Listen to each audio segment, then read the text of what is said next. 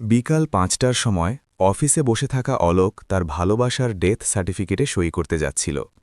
তালাকের সেই সব কাগজ যা তার স্ত্রী মেঘা ১ মাস আগেই সই করে পাঠিয়ে দিয়েছিল, সেগুলো কোনো প্রাণহীন কাগজের মতো নয়, বরং একটি জীবন্ত জ্বলন্ত অঙ্গারের মতো তার ড্রয়ারে পড়েছিল। প্রতিবার যখন সে সেগুলোকে স্পর্শ করত, মেঘার সেই শেষ কথাগুলো তার মনে পড়ে যেত, যা বিষ মেশানো তীরের মতো আজও তার হৃদয়ে বিঁধেছিল। আমি এই মধ্যবিত্ত জীবনে তিলে তিলে বাঁচতে পারব না অলোক।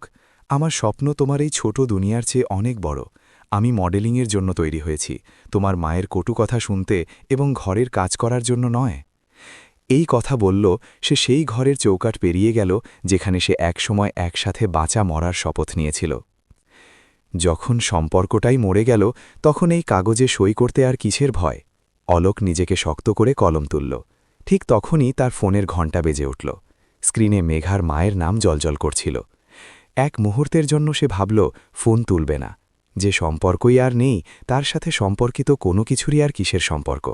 কিন্তু তারপর না জানি কি মনে হল, সে ফোন তুলল। জি মা, জি। অন্যদিকে যে কণ্ঠস্বর এলো তা ছিল এক ঝড়ের প্রথম চিৎকার। অলোক, বাবা তুমি কোথায়? মেঘা, আমাদের মেঘা সকাল থেকে বাড়ি ফেরেনি। এই কথা শোনা মাত্রই অলোকের হৃদয় যেন বুক চিরে বাইরে এসে পড়ল। কি? সে চমকে উঠল, কিন্তু পরক্ষণেই নিজেকে সামলে নিল এবং নিজের কণ্ঠস্বরে যতটা সম্ভব উদাসীনতা মিশিয়ে বলল, তাতে আমি কি করতে পারি? সে তো নিজের ঘর, নিজের সম্পর্ক সব নিজেই ছেড়ে গেল ছিল। হয়তো কোনো বন্ধুর বাড়িতে পার্টি করছে। এই স্বাধীনতাটাই তো সে চেয়েছিল। এখন সে যেখানেই যাক, আমার কি যায় আসে? বাবা, ভগবানের জন্য এমন বলো না। শাশুড়ির কণ্ঠস্বরে তখন ফোপাচ্ছিল। সে সকালে একটি ইন্টারভিউয়ের জন্য গেল ছিল, বলেছিল ১ ঘণ্টার মধ্যে ফিরবে। এখন সন্ধে হয়ে গেল, ওর ফোনও বন্ধ আসছে। আমার খুব ভয় হচ্ছে বাবা, আমার বুক কেঁপে যাচ্ছে। ইন্টারভিউ, এই শব্দটি শোনা মাত্রই অলোকের কান খাড়া হয়ে গেল। মডেলিংয়ের ইন্টারভিউ? মেয়েটি কি কোনো বিপদে পড়ে গেল না তো? এক মুহূর্তের জন্য তার ভেতরের ভাঙা স্বামী আর আহত প্রেমিক একে অপরের সাথে লড়াই করতে লাগল। একজন বলছিল, ভালো হয়েছে, নিজের কর্মের সাজা পাচ্ছে, সে এর যোগ্যই ছিল। কিন্তু অন্যজন, যে আজও তার হৃদয়ের কোনো এক কোণে লুকিয়েছিল, সে কাঁপছিল। আমার মনে হয় না চিন্তার কিছু আছে, সে উদাসীনতার মুখোশ পরে বলল। চলে আসবে, হয়তো কোনো বন্ধুর বাড়িতে থেকে গেল। এই কথা বলে সে ফোন কেটে দিল, কিন্তু ফোন কাটার সাথে সাথেই এক অদ্ভুত অস্থিরতা তার হৃদয়কে জাঁপটে ধরল। কপালে ঘামের ফোঁটা দেখা দিল। ফোন কেটে গিয়েছিল, কিন্তু অলোকের কানে তখনও তার শাশুড়ির ফোপানোর শব্দ বাজছিল। সে তার চেয়ারে পাথরের মূর্তির মতো জমে গেছিল। তার সামনে কম্পিউটারের স্ক্রিনে কাজের সংখ্যাগুলো জ্বলজ্বল করছিল, কিন্তু তার চোখের সামনে একটি মুখ ঘুরছিল।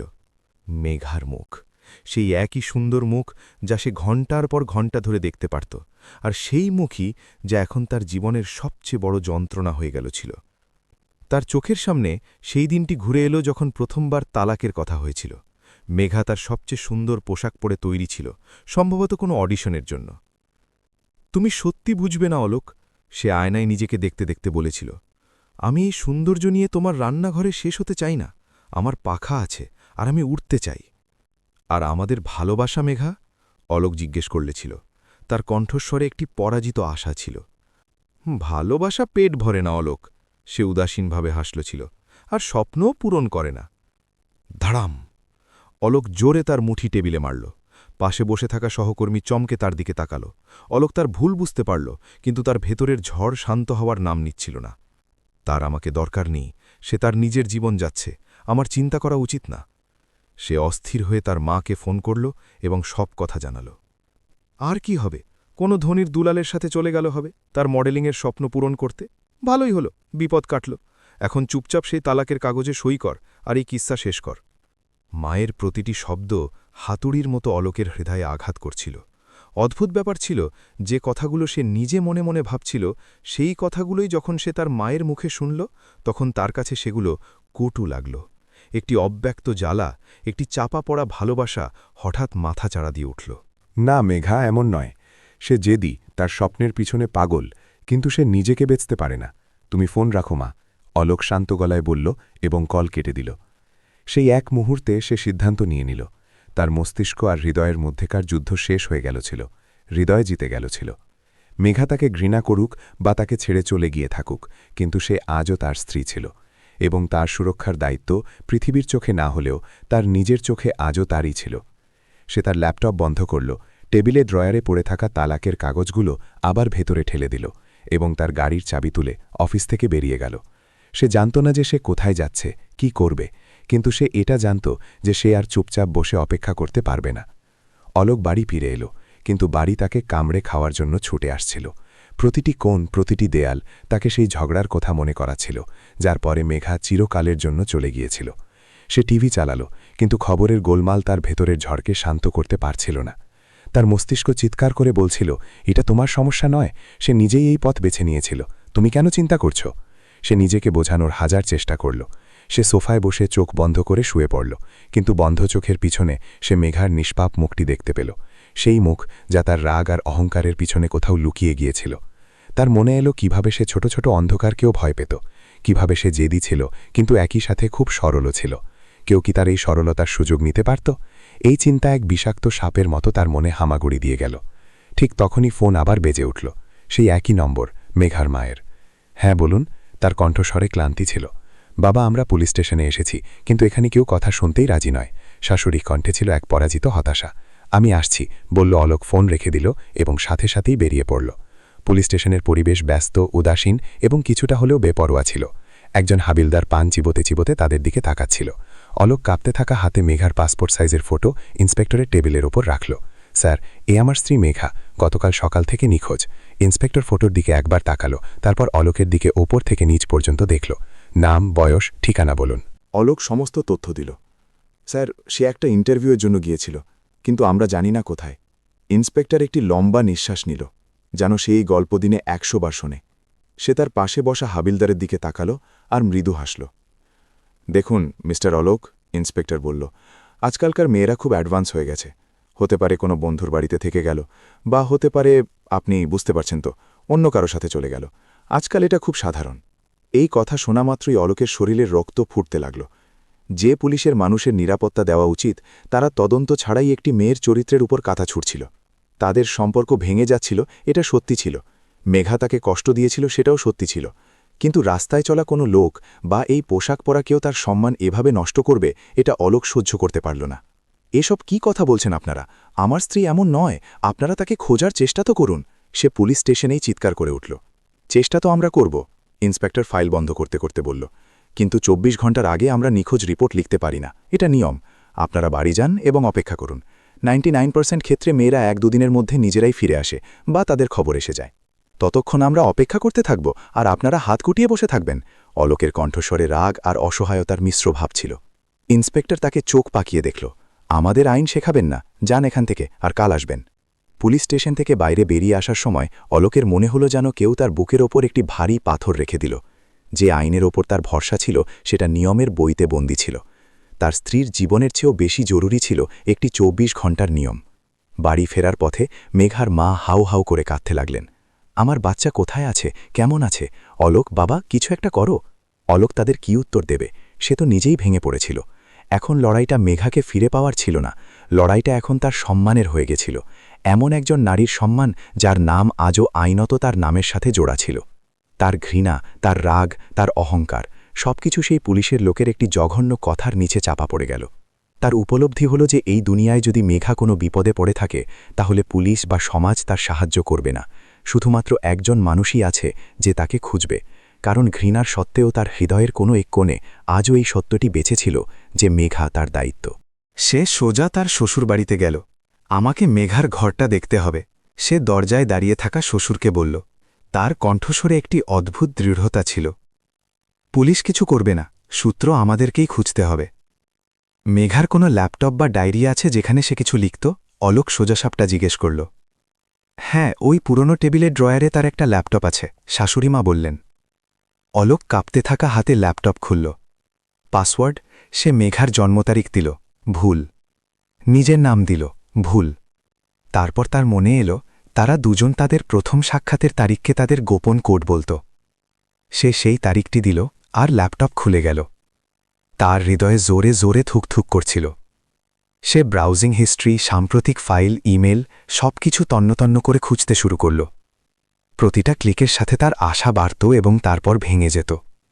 সবকিছু স্বাভাবিক ছিল, অনলাইন শপিংয়ের ওয়েবসাইট, রান্নার রেসিপি এবং কিছু গান। কোথাও কোনো চাকরি বা ইন্টারভিউয়ের কোনো উল্লেখ ছিল না। আর ঠিক তখনই তার চোখ টেবিলের উপর পড়ে থাকা একটি রঙিন প্যাম্ফলেটের উপর পড়ল। তাতে বড় বড় অক্ষরে লেখা ছিল, উজ্জ্বল দুনিয়ায় ক্যারিয়ার তৈরি করুন, ড্রিম ইভেন্টসের চাই স্মার্ট যুবতী মেয়েরা, আকর্ষণীয় বেতন এবং দুর্দান্ত সুযোগ। ঠিকানা সেক্টর 18, নয়ডা। অলোকের হাত কেঁপে গেল। এটা একটা সূত্র ছিল, একটি আসল জোরালো সূত্র। তার লড়াইয়ের প্রথম ধাপ এখন স্থির হয়ে গেল ছিল। প্যাম্ফলেটটি অলোকের হাতে কাঁপছিল। এটা শুধু কাগজের টুকরা ছিল না, এটা ছিল একটি আশার শিখা যা ঘৃণার ঝড়ে জ্বলতে চেষ্টা করছিল। নয়ডা, সেক্টর 18। সে জানত না যে এই ঠিকানা মেঘার স্বপ্নের দরজা ছিল নাকি কোনো ভয়ঙ্কর ষড়যন্ত্রের প্রথম ধাপ।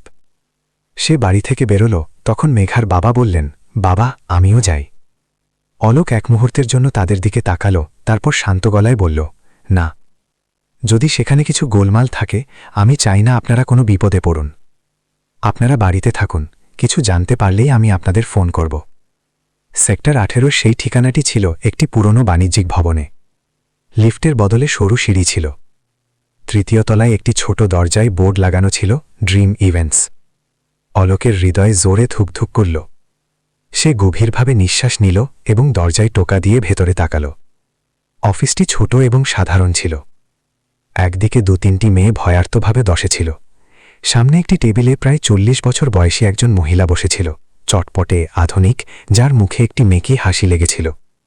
Yes, how can I help you? মহিলাটি তাকে ওপর থেকে নিচ পর্যন্ত মেপে জিজ্ঞেস করল। অলোক কাঁপতে থাকা হাতে তার পকেট থেকে মেঘার ছবি বের করল। ইনি আমার স্ত্রী। উনি কি কাল সকালে এখানে ইন্টারভিউয়ের জন্য এসেছিল? ছবিটি দেখা মাত্রই মাত্র এক মুহূর্তের জন্য সেই মহিলার চোখে চেনার একটি বিদ্যুৎ চমকে গেল। কিন্তু সে সাথে সাথেই নিজেকে সামলে নিল। তার মুখ আবার শান্ত হয়ে গেল। এই পরিবর্তন এতটাই সূক্ষ্ম ছিল যে অন্য কেউ হয়তো লক্ষ্যও করত না, কিন্তু অলোকের চোখ ছিল বাজ পাখির মতো। আই এম সরি, মহিলাটি শীতল কণ্ঠে বলল। এই নামের কোনো মেয়ে আমাদের রেকর্ডে নেই। আমরা প্রতিদিন ডজনখানেক মেয়ের ইন্টারভিউ নিই, সবার মুখ মনে রাখা সম্ভব নয়। প্লিজ ম্যাম, একবার ভালো করে দেখুন।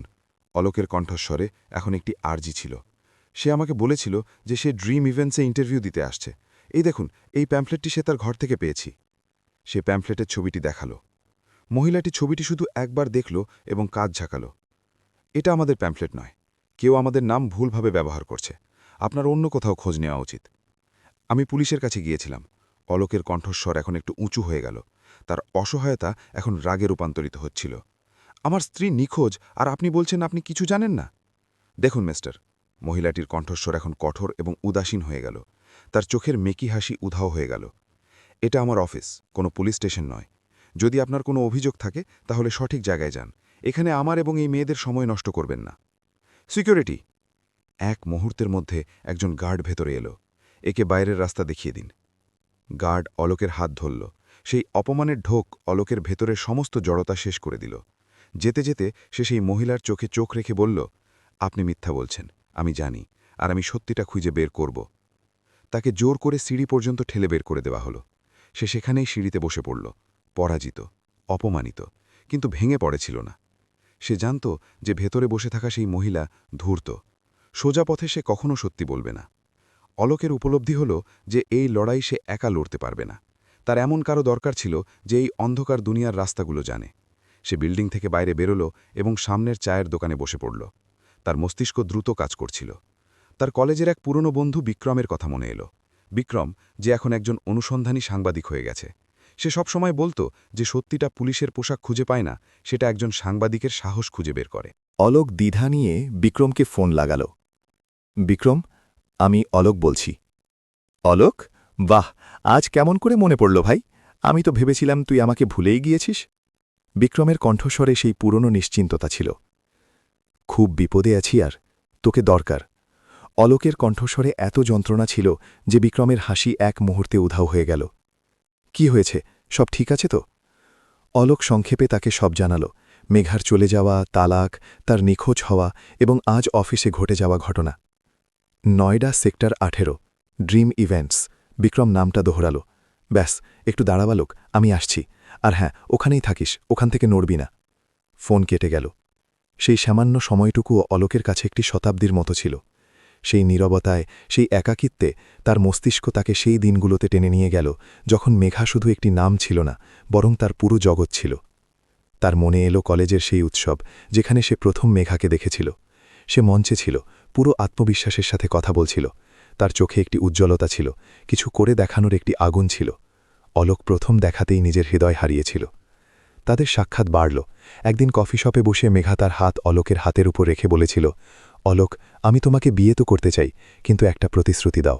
আমি একজন সাধারণ মেয়ের মতো ঘরের মধ্যে বন্দী হয়ে থাকতে চাই না। আমার অনেক স্বপ্ন আছে। আমি নিজের নাম তৈরি করতে চাই, নিজের পরিচয় তৈরি করতে চাই। তুমি কি আমার সাথে থাকবে? অলোক তার হাত আরও শক্ত করে ধরল। আমি শুধু তোমার সাথে থাকব না মেঘা। সে হেসে বলল, আমি তোমার শক্তি হব। তুমি যা করতে চাইবে করবে, ব্যবসা, চাকরি, যাই হোক, আমি সবসময় তোমার পিছনে দাঁড়িয়ে থাকব। বিয়ের প্রথম বছরগুলো কোনো সুন্দর স্বপ্নের মতো ছিল। অলোক তার প্রতিটি ছোট বড় ইচ্ছে পূরণ করত। সে তাকে নতুন নতুন কোর্স করার জন্য উৎসাহিত করত, তাকে এগিয়ে যাবার জন্য অনুপ্রাণিত করত। কিন্তু তারপর না জানি কখন তাদের স্বপ্নের মাঝে মডেলিং নামের একটি ঝড় এসে গেল। মেঘার মাথায় র্যাম্পে হাঁটা, ক্যামেরার ঝলকানিতে থাকার নেশা চেপে গেল। অলোক তাকে বোঝানোর অনেক চেষ্টা করল, মেঘা, এই দুনিয়াটা এমন নয় যেমনটা দেখায়। একজন নারীর নিজের নিরাপত্তার কথাও চিন্তা করা উচিত।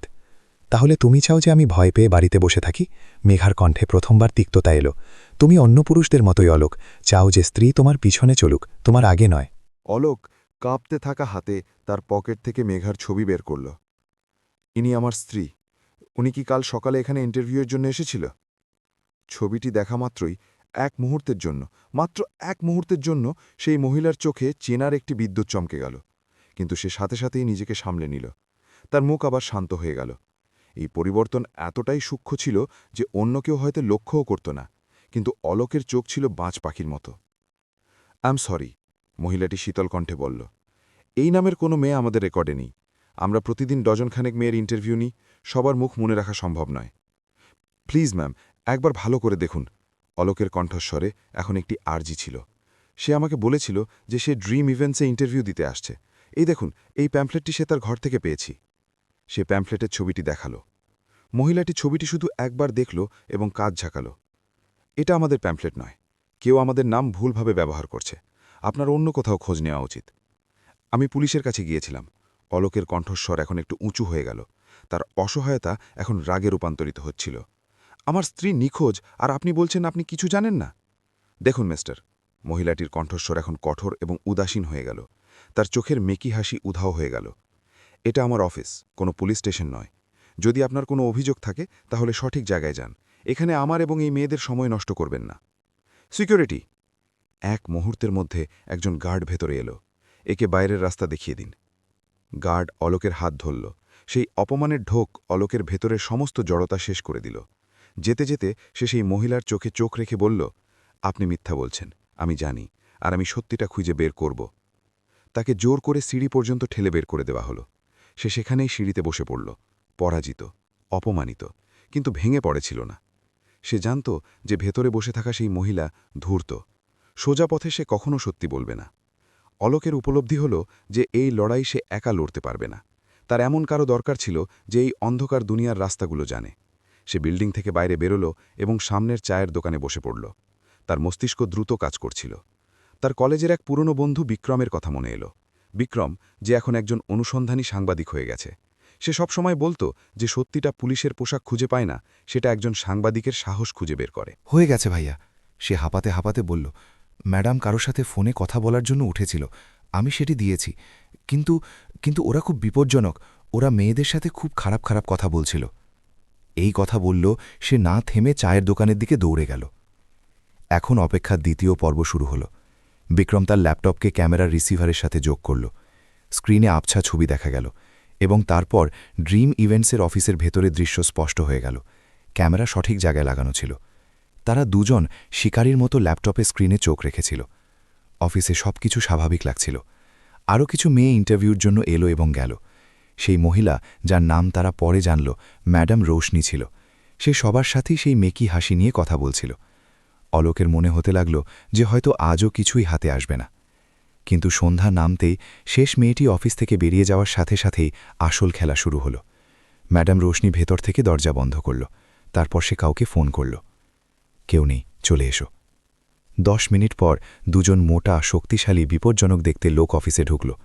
তাদের দেখে মনে হচ্ছিল যেন তারা কোনো ব্যবসায়িক অংশীদার নয়, বরং কোনো কসাইখানার জল্লাদ। কটা চড়ুই আছে? তাদের মধ্যে একজন তার জঘন্য হাসি নিয়ে জিজ্ঞেস করল। 2 জন, তবে একজন একটু বেশি ছটপট করছে, কালকেরটা, যে নিজেকে বড় মডেল ভাবছিল। এই কথা শোনা মাত্রই অলোকের রক্ত জমে গেল। সে জানত যে এই কথা মেঘার জন্য বলা হচ্ছে। তাহলে কেটে দাও তার পাখা চৌধুরী, গুরু গর্জন করে উঠল। তাকে মনে করিয়ে দাও যে খাঁচায় আসার পর চড়ুই গান করে না, শুধু হুকুম মানে। দরকার নেই, আরও আগে এলে সবাই সোজা হয়ে যায়।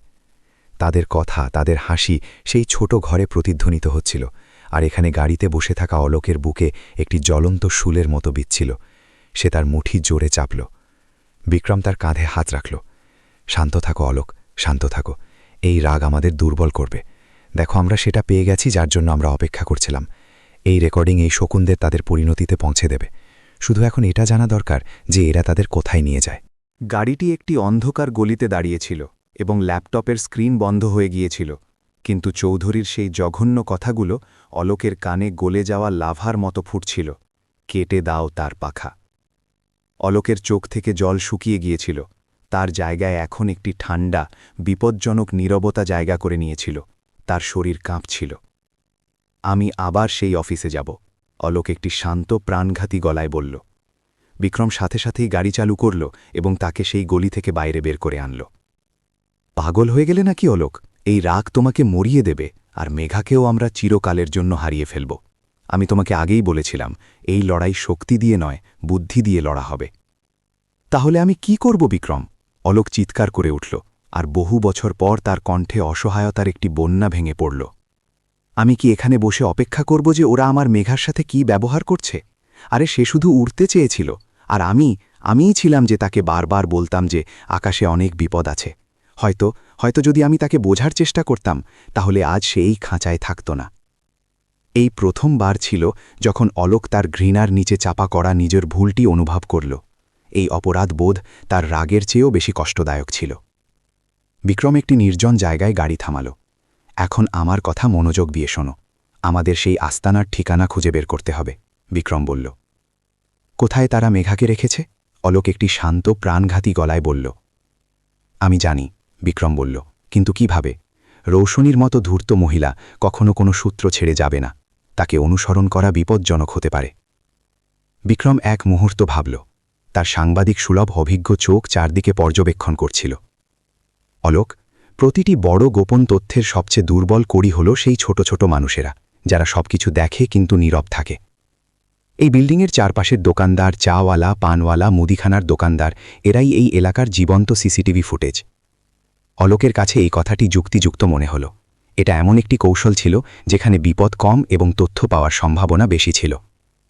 পরের দিন সকালে তারা দুজন আবার সেই এলাকাতেই ছিল। দোকানদারদের জিজ্ঞেস করল, কিন্তু কিছু জানতে পারল না। তারপর তাদের চোখ রাস্তার কোণে একটি ছোট পানের দোকানের উপর পড়ল। সেখানে একজন বয়স্ক মানুষ বসেছিল, যার মুখে জীবনের উত্থান পতনের গভীর রেখা ছিল। অলোক এবার নিজে কথা বলার সিদ্ধান্ত নিল। সে বৃদ্ধের কাছে গেল। তার কণ্ঠে ছিল একজন ভেঙে পড়া স্বামীর ব্যথা। বাবা, ইনি আমার স্ত্রী, 1 সপ্তাহ ধরে নিখোঁজ। শুনেছি যে সে শেষবার এই অফিসেই এসেছিল। যদি আপনি তাকে দেখে থাকেন বা এই অফিস সম্পর্কে কিছু জানেন, তাহলে দয়া করে আমাকে সাহায্য করুন। বৃদ্ধ এক মুহূর্তের জন্য ছবিটি দেখল, তারপর বলল, বাবা, এই লোকগুলো ভালো নয়। সে তার কণ্ঠস্বর প্রায় ফিসফিসানিতে নামিয়ে আনল। যা তুমি ভাবছ তা সত্যি। এটা কোনো অফিস নয়, এটা মেয়েদের ফাঁসানো রাস্তা না। কোথায় নিয়ে যায় তাদের? অলোকের শ্বাস আটকে গেল। এখান থেকে বাইরে পাঠিয়ে দেয়। মিরাট, মুজাফফরনগর, ওইদিকের পতিতালয়। মিরাট, পতিতালয়। এই শব্দগুলো অলোকের মাথায় হাতুড়ির মতো বাজল। তার পুরো শরীর অসাড় হয়ে গেল। তার চোখের সামনে অন্ধকার ছড়িয়ে গেল। অলোক এখন নিজেকে সামলাতে পারছিল না। তার পা টলমল করল এবং সে সেখানেই রাস্তার ধারে বসে পড়ল। তার শ্বাস-প্রশ্বাস দ্রুত হয়ে গেল ছিল এবং চোখ একটি শূন্যতার দিকে তাকিয়েছিল। আমার মেঘা, আমার পবিত্র মেঘা, সেই নরকে, সে ফিসফিস করল। তার মুখ থেকে আওয়াজ বেরোচ্ছিল না, শুধু ফোপানোর শব্দ আসছিল। বিক্রম তাকে কাছের একটি চায়ের দোকানে বসালো এবং জল পান করালো। অলোকজি, এখন আমরা জেনে গেছি, এখন আমরা পরিকল্পনা বানাব। আমি আমার পরিচিতদের সাথে কথা বলে পুলিশের একটি বিশেষ দল নিয়ে যাব। কিন্তু অলোকের মুখে এখন ব্যথার বদলে একটি বরফের মতো শান্তি ছিল। সে বিক্রমের দিকে তাকাল। না, সে ধীরে কিন্তু দৃঢ়কণ্ঠে বলল, পুলিশের অভিযান চালালে হুড়োহুড়ি পড়ে যাবে। ওরা মেঘাকে মেরে ফেলতে পারে বা অন্য কোথাও নিয়ে যেতে পারে। আমি এই ঝুঁকি নিতে পারব না। তাহলে আমরা কি করব? বিক্রম জিজ্ঞেস করল। অলোকের চোখে এখন একটি বিপজ্জনক সংকল্প ছিল। আমি সেখানে যাব। আমি নিজেই একজন গ্রাহক সেজে সেই পতিতালয়ে যাব এবং আমার মেঘাকে নিজেই বাইরে নিয়ে আসব। বিক্রম অবাক এবং দুশ্চিন্তা নিয়ে অলোকের দিকে তাকিয়ে রইল। এই চিন্তাটাই অলোককে ঘৃণায় ভরিয়ে দিচ্ছিল। সে এটাও জানত যে এটা একটি প্রাণঘাতী পদক্ষেপ হতে পারে। যদি তার আসল পরিচয় বেরিয়ে আসে, তবে তাকে সেখানেই মেরে ফেলে দেওয়া হবে। কিন্তু মেঘার ছবি তার চোখের সামনে ছিল, আর এই ছবিটি তাকে সাহস যোগাচ্ছিল। সে তার অবশিষ্ট সঞ্চয় বের করল। বাড়িতে রাখা মায়ের কিছু গয়না, যা তারা খারাপ সময়ের জন্য রেখেছিল, সেগুলোও চুপিসারে তুলে নিল। কোথায় যাচ্ছিস বাবা? মা জিজ্ঞেস করলেন। মেঘাকে নিতে যাচ্ছি মা, সে তাদের চোখের দিকে না তাকিয়েই বলল। যদি ফিরে আসি তাহলে তার সাথে আসব, আর যদি না আসি তাহলে বুঝে নিও যে আমি চেষ্টা করেছিলাম। এই কথা বলল সে বাড়ি থেকে বেরিয়ে গেল। সে জানত যে সে তার জীবনের সবচেয়ে বড় জুয়া খেলতে চলেছে, এমন এক জুয়া যেখানে হয় সে তার মেঘাকে ফিরে পাবে, নয়তো তার জীবন চিরকালের জন্য হারিয়ে ফেলবে। এক অন্ধকার রাতে অলোক আর বিক্রম একটি পুরনো গাড়িতে মিরাটের দিকে যাচ্ছিল। পুরো রাস্তায় অলোক একটিও কথা বলল না। বিক্রম তাকে বোঝানোর অনেক চেষ্টা করেছিল। অলোকজি, এটা খুব বিপজ্জনক, কমপক্ষে ২-৩ জন লোককে আরও সাথে নিয়ে চলো, আমার কিছু বন্ধু আছে। না, অলোক মাঝপথেই থামিয়ে দিল। যত বেশি লোক তত বেশি সন্দেহ। আমি একা যাব, তুমি শুধু বাইরে গাড়ি নিয়ে অপেক্ষা করবে। মিরাটে পৌঁছে তারা সেই কুখ্যাত আবর্জনার বাজারের দিকে এগিয়ে গেল। যেমন যেমন তারা সেই এলাকার কাছাকাছি আসতে লাগল, অলোকের হৃদয় তত দ্রুত ধুকধুক করতে লাগল। এই জায়গাটা যেন কোনো নরকের প্রথম দরজার মতো ছিল।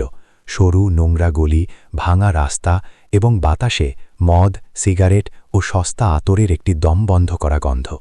প্রতিটি কোণে দালালরা দাঁড়িয়েছিল, যাদের শকুনের মতো দৃষ্টি প্রতিটি আসা যাওয়া মানুষকে মেপে নিচ্ছিল।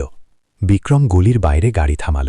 অলোক, সে বলল, হয় আমি তাকে নিয়ে ফিরব, নয়তো কখনো ফিরব না। এই কথা বলল সে গাড়ি থেকে বেরিয়ে গেল। বিক্রম তার পিঠে হাত রাখল। সব ঠিক হবে। অলোক তার মুখে একটি বেপরোয়া, বিলাসী মানুষের মুখোশ পরে নিল। তার হাঁটার মধ্যে একটি মিথ্যা ঔদ্ধত্য ছিল, কিন্তু ভেতরে তার হৃদয় একটি ভয়ানক ঝড়ের মধ্য দিয়ে যাচ্ছিল। একজন দালাল সাথে সাথেই তার কাছে এলো। কি চাই শেঠজি? প্রথমবার লাগছে এদিকে। অলোক তার কণ্ঠস্বর যতটা সম্ভব ভারী এবং উদাসীন করে বলল, হ্যাঁ, কিছু নতুন মাল। এই মাল শব্দটি তার নিজের কানেই বিষের মতো লাগছিল। যে নারীকে সে একসময় দেবীর মতো পুজো করত, আজ সে তারই মতো অন্য কারোর জন্য এই শব্দ ব্যবহার করছিল। দালাল তাকে একটি পুরনো জরাজীর্ণ বাড়ির দিকে নিয়ে গেল। ভেতরে প্রবেশ করার সাথে সাথেই অলোকের মনে হল যেন সে কোনো জীবন্ত কবরস্থানে এসেছে। জোরে কান ফাটানো সঙ্গীত বাজছিল। কিছু মেয়ে অনিচ্ছাকৃতভাবে নাচছিল। তাদের চোখ শূন্য ছিল, যেন তাদের আত্মা নিংড়ে ফেলে দেওয়া হয়েছে। চারদিকে মদে মাতাল লোক বসেছিল, নিজেদের লালসার আগুনে পুড়ছিল। অলোকের চোখ একটির পর একটি মুখ স্ক্যান করছিল। তার হৃদয় এত দ্রুত ধুকধুক করছিল যে তার মনে হল যেন বুক ফেটে বাইরে এসে যাবে। মেঘা, তুমি কোথায় আছো? ঠিক তখনই একজন মোটা প্রবীণ মহিলা, যাকে সবাই মাসি বলতো, তার কাছে এলো। তার চোখে নিষ্ঠুরতা এবং লোভ স্পষ্ট দেখা যাচ্ছিল।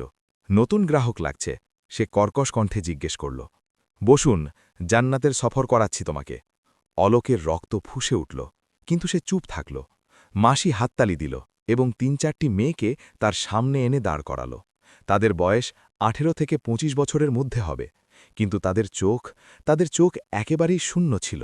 কোনো আবেগ ছিল না, কোনো আশা ছিল না। তারা ছিল জীবন্ত লাশ। অলোকের হৃদয় এটা দেখে ফেটে গেল, কিন্তু তাদের মধ্যে মেঘা ছিল না। শুধু এই? অলোক তার ঘৃণা এবং ব্যথা চেপে বলল, আমি বলেছিলাম তো কিছু নতুন চাই। মাসি তার দিকে চোখ পাকিয়ে দেখল, তারপর জোরে হাসল। বুঝে গেছি, দাঁড়া, এক্ষুনি দেখাচ্ছি। সে একটি ছেলেকে ইশারা করল। ছেলেটি ভেতরের একটি ঘরের দিকে গেল। অলোকের হৃৎস্পন্দন আরও দ্রুত হয়ে গেল। প্রতিটি মুহূর্ত তার কাছে একটি শতাব্দীর মতো লাগছিল। তার মধ্যে মেঘাকে দেখার একটি অদ্ভুত ভয় ছিল এবং তাকে না দেখতে পাওয়ারও ভয় ছিল। কিছুক্ষণ পর সেই ছেলেটি একটি মেয়েকে প্রায় টেনে হিঁচড়ে বাইরে নিয়ে এলো। মেয়েটি টলমল করে চলছিল, যেন তাকে নেশা দেওয়া হয়েছিল। আর সেই মেয়েটিকে দেখে অলোকের পৃথিবী, তার হৃদয়, তার শ্বাস সবকিছু এক মুহূর্তের জন্য থেমে গেল। সে ছিল মেঘা, তার মেঘা।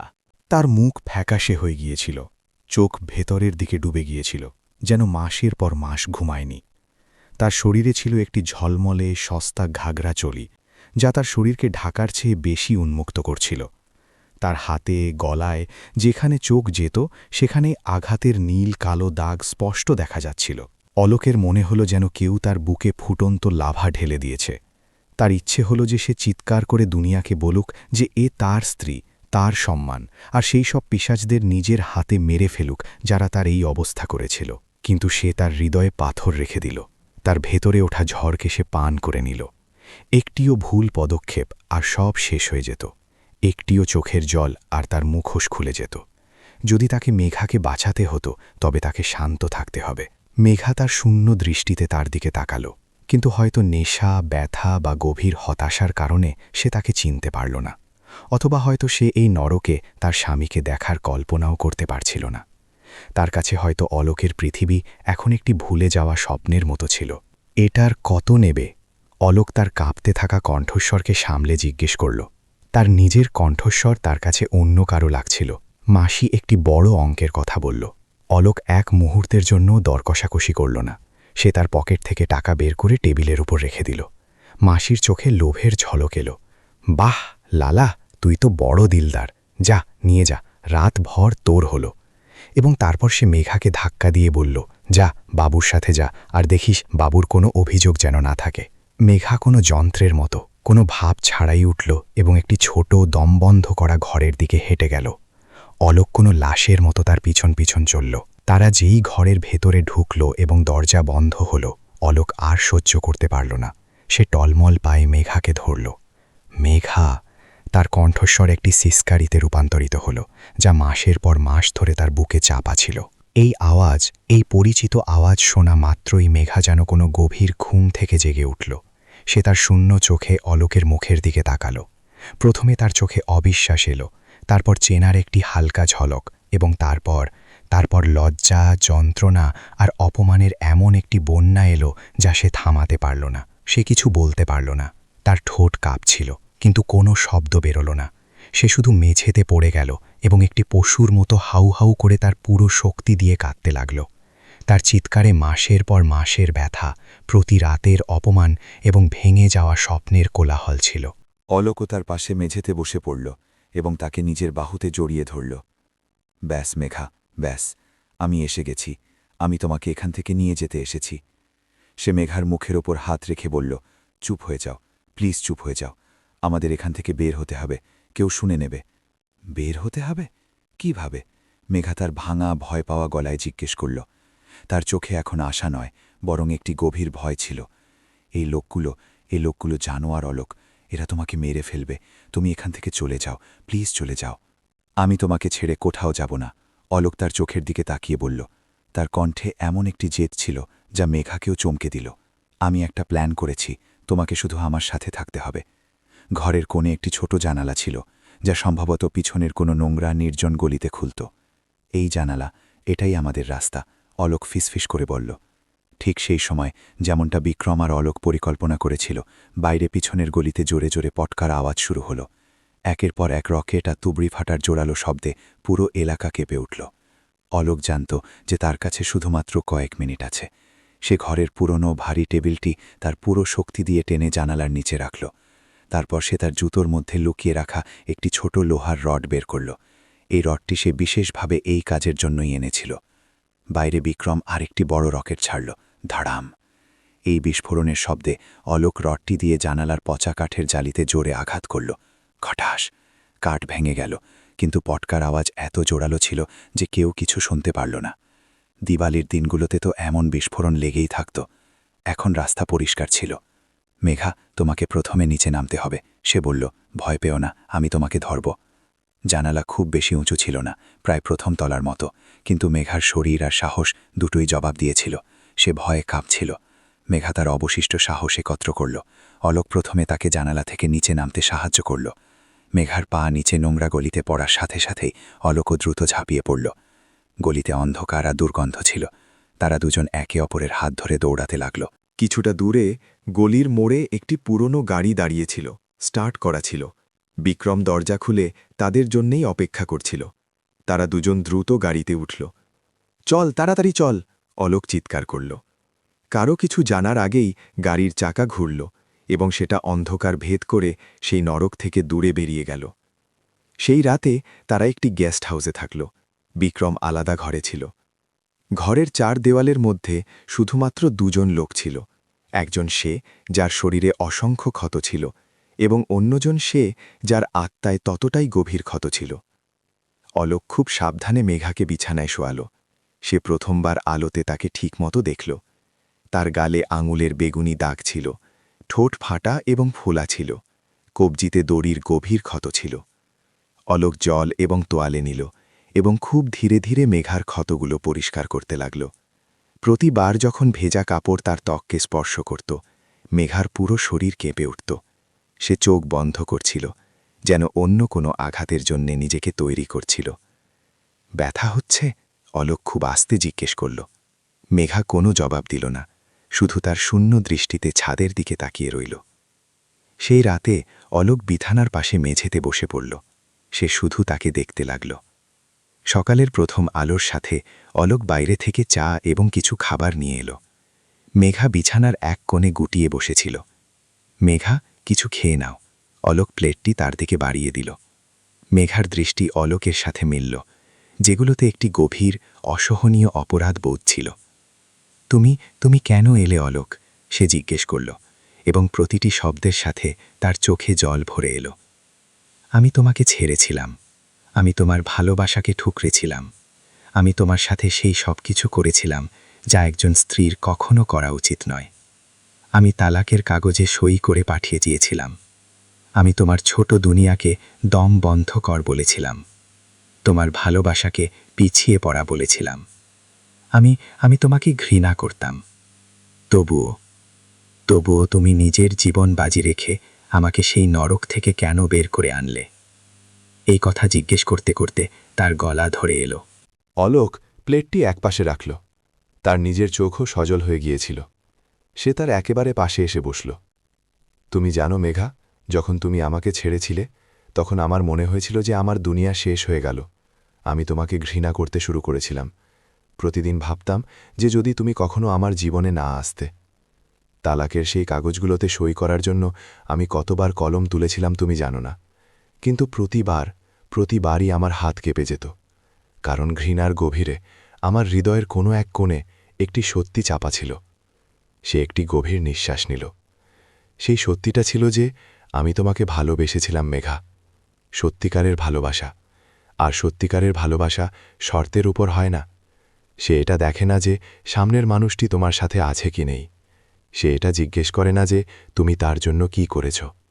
ভালোবাসা তো শুধু দেয়, কোনো কিছু আশা না করে। মেঘার চোখ থেকে এখন জল বইছিল। সে তার মুখ তার হাঁটুতে লুকিয়ে ফেলল।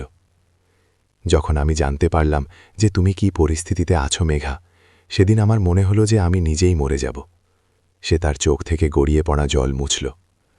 আমি তোমাকে এই জন্য বাঁচাতে আসিনি যে তুমি আমার স্ত্রী। আমি এসেছি কারণ তুমি আমার ভালোবাসা, আর ভালোবাসা কখনো মরে না। এখন মেঘা হাউ হাউ করে কাঁদতে লাগল। এটা ছিল মাসের পর মাসের চাপা ব্যথা, অপরাধ বোধ এবং লজ্জার বন্যা। সে ফোপাতে ফোপাতে বলল, আমি কত বড় ভুল করেছিলাম অলোক। আমি অন্ধ ছিলাম। আমি ভাবতাম যে তুমি আমার শত্রু, কিন্তু সত্যিটা ছিল যে তোমার বাহু থেকে বেশি নিরাপদ আমি আর কোথাও ছিলাম না। আজ যখন আমি সেই নরকে ছিলাম, তখন তোমার প্রতিটি কথা আমার মনে পড়ল। তুমি বলেছিলে না, এই দুনিয়াটা এমন নয় যেমনটা দেখায়। তুমি ঠিক ছিলে, আর আমি কত বোকা ছিলাম। অলোক তার হাত আস্তে করে তার দিকে বাড়াল, আর সে অলোকের হাত ধরল এবং জোরে জাপটে ধরল। যেন সে ডুবে যাওয়া মানুষকে পাওয়া শেষ অবলম্বন। আমি ভেঙে পড়েছি অলোক, আমি এখন আগের মেঘা নেই। তাতে কি হয়েছে? অলোক বলল। তার কণ্ঠে একটি অসাধারণ কোমলতা ছিল। ভাঙা জিনিসকে জোড়া লাগানো যায়, আর যখন তারা জোড়া লাগে তখন তারা আগের চেয়েও বেশি মজবুত হয়। এরপর আমি তোমাকে কখনো ভাঙতে দেব না।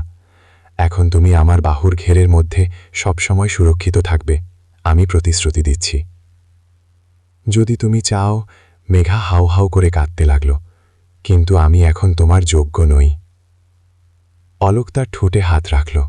এখন আর কিছু বলো না। আমার কাছে তুমি এখনও আমার সেই মেঘা, প্রিয় চঞ্চল মেঘা, যাকে আমি ভালোবেসেছিলাম। কিছুক্ষণ পর বিক্রম ভেতরে এলো এবং তাদের দুজনের সাথে কথা বলতে লাগল।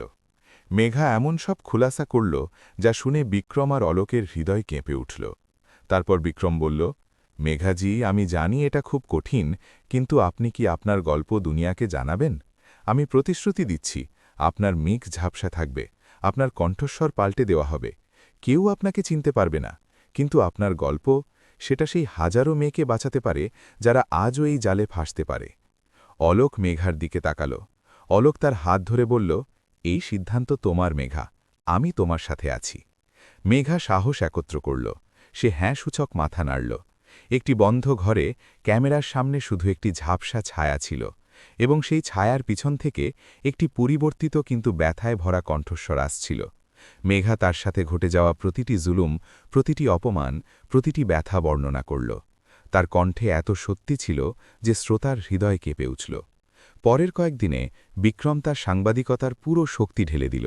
সেই গোপন ক্যামেরা থেকে রেকর্ড করা ভিডিওটিও সে খুব সাবধানে সম্পাদনা করল। রশনি আর চৌধুরীর সেই জঘন্য কথোপকথন, সেই ধূর্ত পরিকল্পনা, সবকিছু পরিষ্কারভাবে শোনা যাচ্ছিল। বিক্রম সেই ভিডিওটি সোশ্যাল মিডিয়ায় আপলোড করল। শিরোনাম ছিল, নরক থেকে ফেরা মেয়ের মর্মান্তিক কাহিনী। কি আমাদের মেয়েরা এখনও নিরাপদ নয়? কিছু ঘণ্টা গেল, তারপর ঝড় এলো। একজন ভিডিওটি দেখল, তারপর 10 জন, তারপর শত শত, তারপর হাজার হাজার। 24 ঘণ্টার মধ্যে সেই ভিডিও লাখ লাখ মানুষের কাছে পৌঁছে গেল। #জাস্টিস ফর উইমেন টুইটারে ট্রেন্ড করতে শুরু করল। মানুষের মধ্যে ক্ষোভের ঢেউ ছড়িয়ে গেল। বড় বড় নিউজ চ্যানেল এই ইস্যুটি তুলে ধরল। পরিস্থিতি এতটাই বড় হয়ে গেল যে মুখ্যমন্ত্রীকে ব্যবস্থা নিতে হল। পরের 48 ঘণ্টার মধ্যে পুলিশ নয়ডা এবং মিরাট দু জায়গাতেই একসাথে বড় আকারের অভিযান চালাল। রশনি, চৌধুরী এবং তাদের পুরো গ্যাংকে গ্রেফতার করা হল। আরও 15 জন মেয়েকে সেই নরক থেকে মুক্তি দেওয়া হল। এটা শুধু গ্রেফতার ছিল না, এটা ছিল একটি পুরো সিস্টেমের পরাজয় এবং সত্যের জয়। যেদিন এই খবর টিভিতে এলো, অলোক, মেঘা এবং বিক্রম একসাথে বসে সেটা দেখছিল। হাতে হাতকড়া পরা রশনিকে স্ক্রিনে দেখে মেঘার চোখ থেকে জল গড়িয়ে এলো।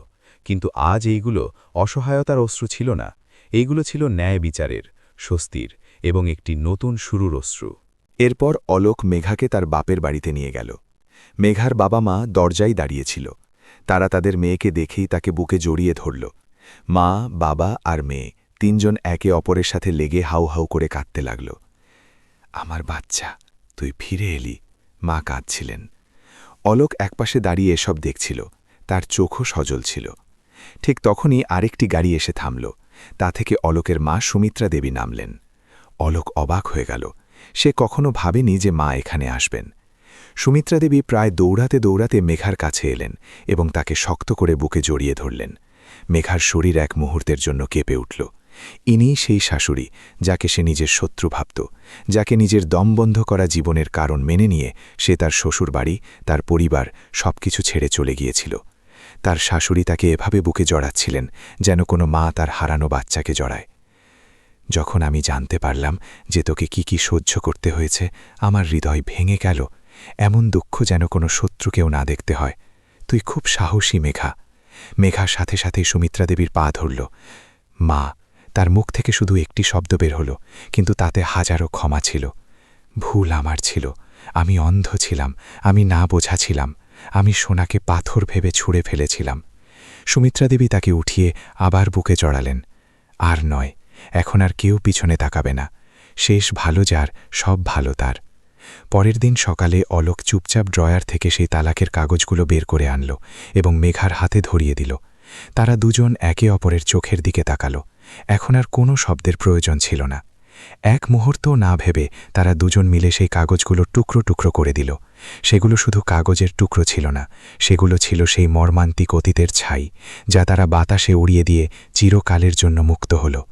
জীবনের সেই ঝড় তাদের শিখিয়ে দিয়েছিল যে ভালোবাসা ঝলমলে মঞ্চে থাকে না, বরং একটি অন্ধকার সুড়ঙ্গেও একে অপরের হাত ধরে হেঁটে যাওয়ার নাম হল। তো বন্ধুরা, অলোক যে পদক্ষেপ নিল সেটা কি ঠিক ছিল? কমেন্ট করে অবশ্যই জানাবেন।